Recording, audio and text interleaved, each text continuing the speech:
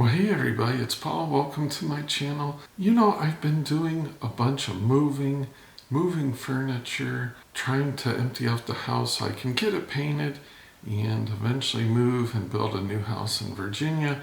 And in doing that, we're putting stuff in storage. And I've got a real problem. It seems like every time I'm moving furniture, a lot of them have these little feet that have nails. It has like a plastic to protect floors, and they nail it up into the feet of furniture. And it seems like when you're moving it, a lot of those things fall out. I had one that went through my shoe, and thankfully, because the nail isn't super long and where it went in the shoe and it was up around my toes, it kind of like went between the toes. So, in other words, I kept feeling something. I'm like, what is this? It was a near miss, a really near miss.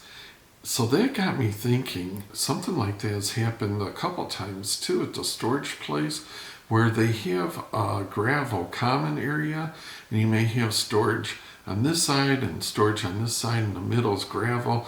Well, sometimes I don't know exactly where I'm getting it, but sometimes I'm getting these they're kind of like little tacks or something. Push tacks, I don't know. They're tiny little pins. Those ones won't go through like the tennis shoe because they're very short, so the pin part doesn't puncture. But I mean, it's close.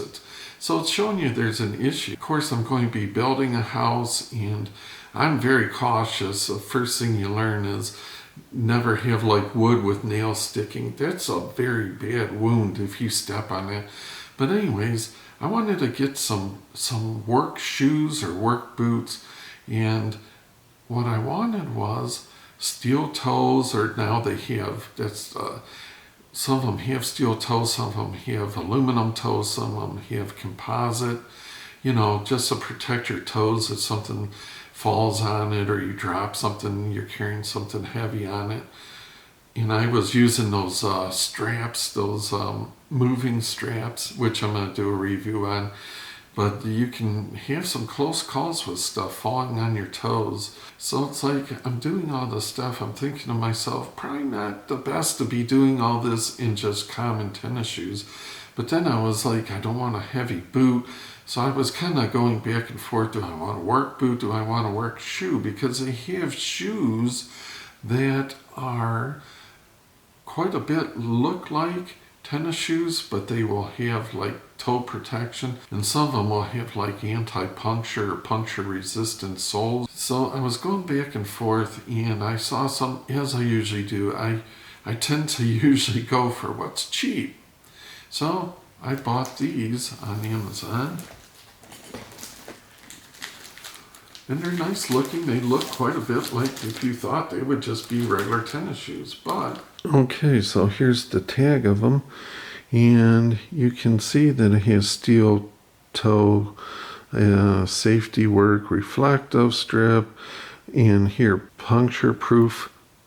So that has all the features I was looking at, but it got me thinking, here's the issue: made in China.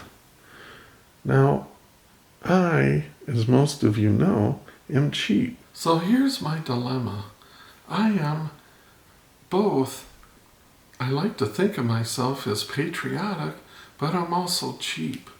So with all the stuff going on in the world today, I started thinking and looking, because my daughter's boyfriend has some nice made in America work boots. He's got the Red Wing, I think they're the Iron Trooper or something. But they were made here, but they're not cheap, but those are bigger boots and these little shoes. So I started looking, and there's a couple different companies that make these type of shoes that are made in America, but they are at least double to triple the money. So, instead of spending $50, which these main China ones are, you're going to be spending between $100 and $200. Let's just say 150, so triple. They're 3 times, 150 versus 50. Now I don't know if the quality, is that much better. It's hard to tell with the shoe until you wear it a lot. You can look at reviews, and try to assess which one's going to last longer, but it's triple the money. So I guess that's my dilemma, and I was interested in what you guys think. Are you finding it worthwhile? And there's no right or wrong answers, and I'm not sure where I stand on it. It's kind of, I know in a perfect world, I'd love to buy the Made in America one, but the reality is it's also 3 times the money. And, if you're talking about maybe a $2 item versus $6, that's one thing.